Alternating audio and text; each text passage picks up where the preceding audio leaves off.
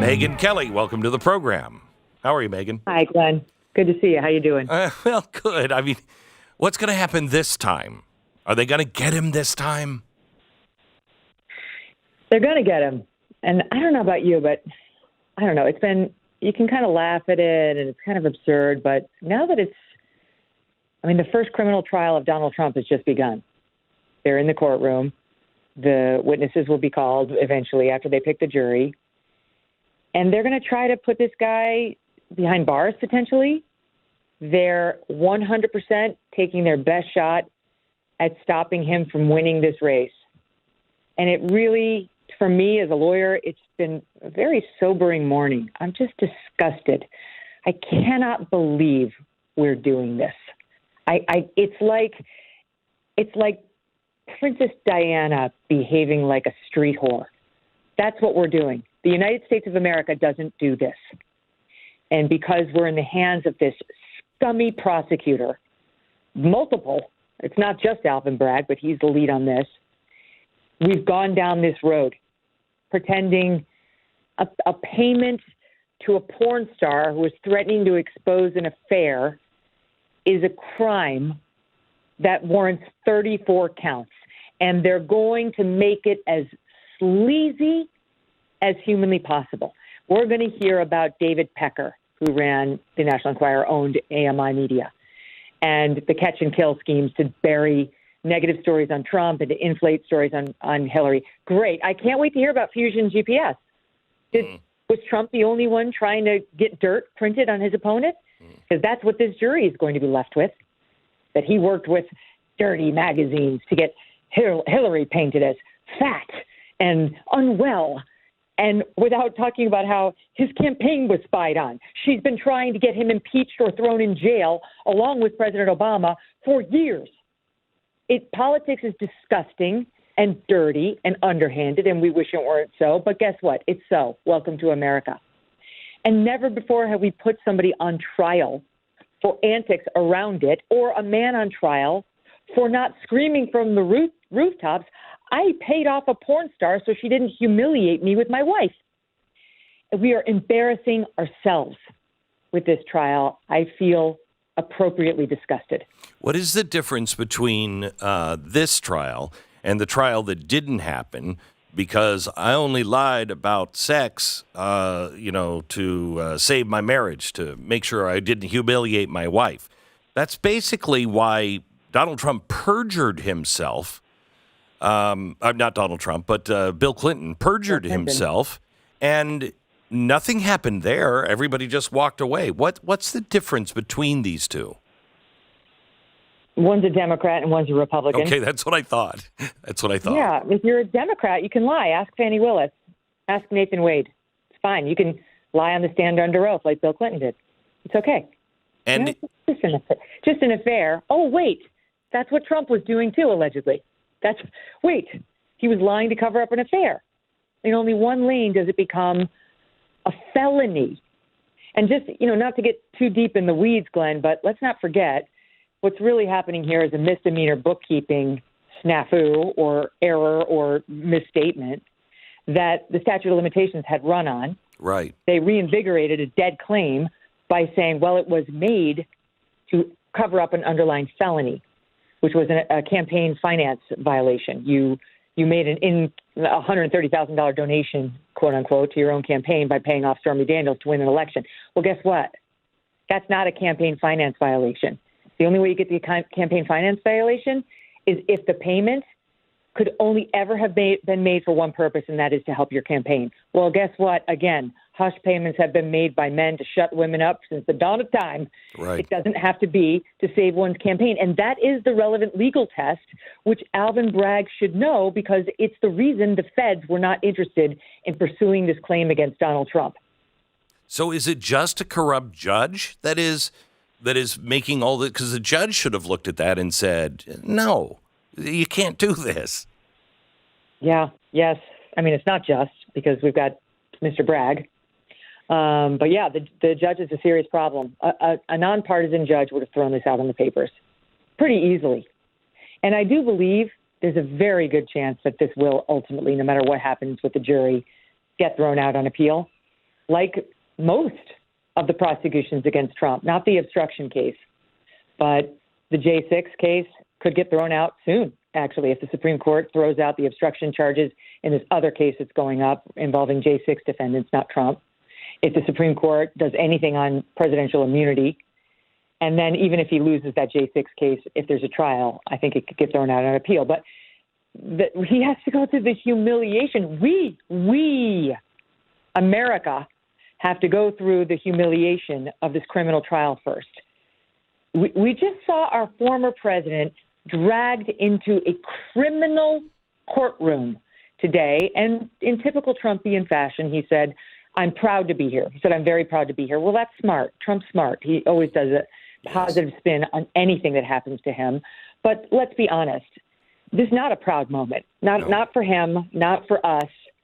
Not for his family. I'm ashamed of us for doing this.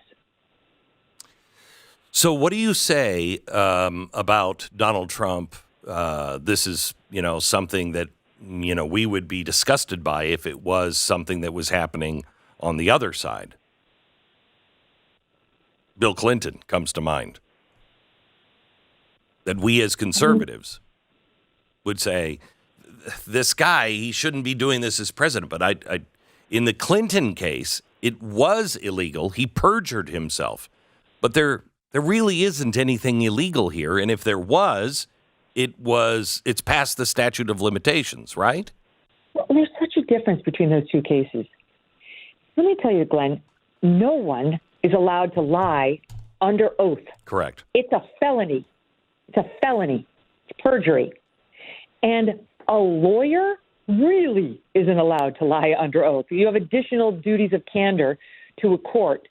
Before they admit you into the bar, you swear not to do things like that. So there are additional obligations on a lawyer, which Clinton was. And on top of that, there are additional obligations as president. He violated them all. He committed a felony. Donald Trump made a bookkeeping misstatement. That's what he did. And for that, he's being hauled into court. There's just no comparison between the legal sins. And look, I don't have any doubt Trump's going to be convicted. And to be honest, I don't have any doubt Trump did this. I don't really doubt that Trump didn't write down the hush money to Stormy Daniels, porn star, who was threatening to go to my wife and the media about an affair I made. Right. I he probably did do that. Well, there was another one that he paid off there was another one he paid off that it wasn't true. So, I mean, we don't know, right? The doorman? Yeah. That's another piece of the AMI media piece of this case, which hasn't gotten as much attention, but it's going to. When you hear, I think David Pecker's going to take the stand. The guy who ran AMI owned it.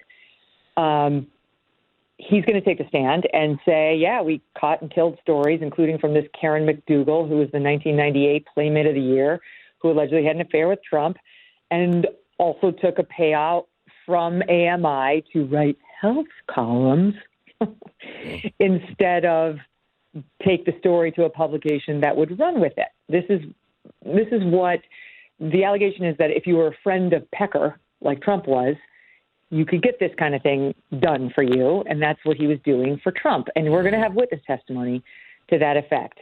And that's okay. Is anyone shocked that Trump didn't want all of his affairs coming out? No. I don't care. I'm sure he has had affairs. I'm sure, you know what? I'm sure Obama did too, the sainted Obama. And I'm sure Bill Clinton did. And the only reason the Clinton thing became a story is because Linda Tripp decided to tape his lover and go public with the story. It wasn't, neither pair of the lovers wanted that public. Linda Tripp brought it public. And then Bill Clinton, rather than being a man and owning up to it, lied under oath. So we're back to that problem. But this is just, we shouldn't be knowing about any of this. We shouldn't be humiliating ourselves and getting neck deep into the gory details of it. But the Democrats are going to be awash in seedy Trump affair details for the next 6 weeks. And it's anything but accidental.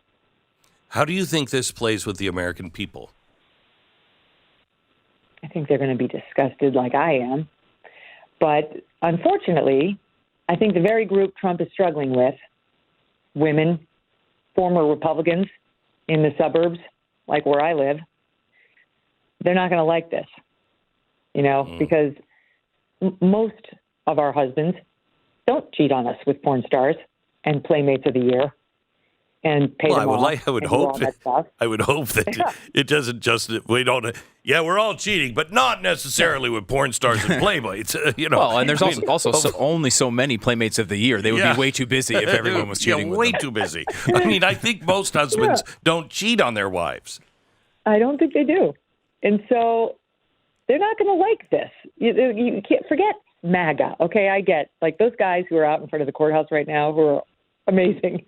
The pro-Trump guys with all their pro-Trump gear, and then like the anti-Trump guy. Did you see the guy with the flute? He hates Trump. It's like liar, narcissist, felon, and then he's playing lovely flute. It's like God bless America.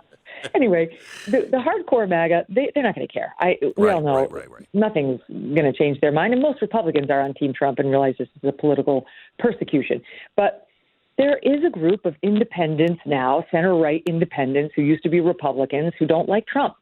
And it would be very helpful to the Republican Party and Trump if those people could be more disgusted with Biden than with Trump. Right. And they might yet be. But this is not going to help. And I don't mean the conviction. The conviction won't help either. But 6 weeks of Trump's a shitty husband, that's not going to help. Remember, we're not you're on podcast land. Broadcast. That's all right. That's all right. So Megyn, does he go to jail? You said he's going to be convicted. Does he go to jail, and what would that mean? How much time would he be facing for this? He's not going to jail on this case.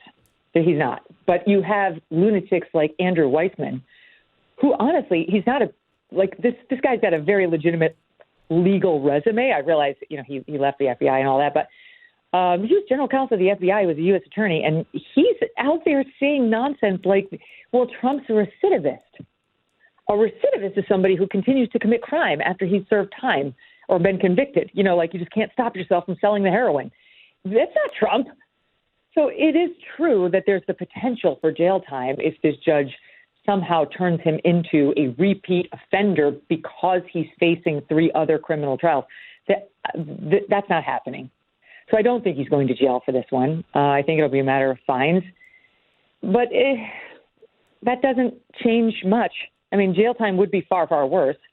But they still have their conviction. And the thing is, guys, half of independents and still 1/3 of Republicans are saying they like Trump, but they can't vote for a convicted felon. And I was having this discussion I think it was with you guys, Stu. You and Dave Marcus were on my show last week. What if they mean it? I know we don't think they mean it. What if they do mean it? What if because I would look at this case like, this case, what if we're wrong? What if we're downplaying this? Like, no, everybody knows this is BS. But we're wrong. When we misread the polls, and we do often because who the heck knows what to believe on polls anymore, we get burned. And so today really could be day one in Trump losing this election. It could be. I don't think it will be, but I recognize the danger of what they're doing here. And, of course, we all know that's why they're doing it.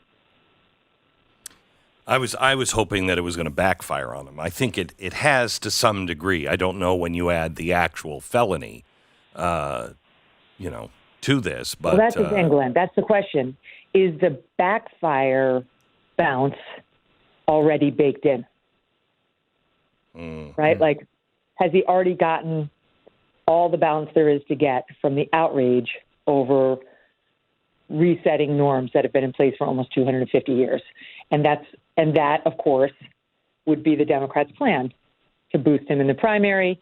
He'll get whatever bounce he gets from the backlash, and then it wanes over the course of what they hoped would be 4 criminal trials. Now it looks like just this one. But this is their best shot. 6 weeks, disgusting man, horrid husband, and now convicted felon. They don't need to hurt him much. Joe Biden only won by 45,000 votes. I know. They don't need to hurt him much. Megyn Kelly, host of the Megyn Kelly Show, follows this program on SiriusXM. As always, Megyn, good to talk to you. Thank you.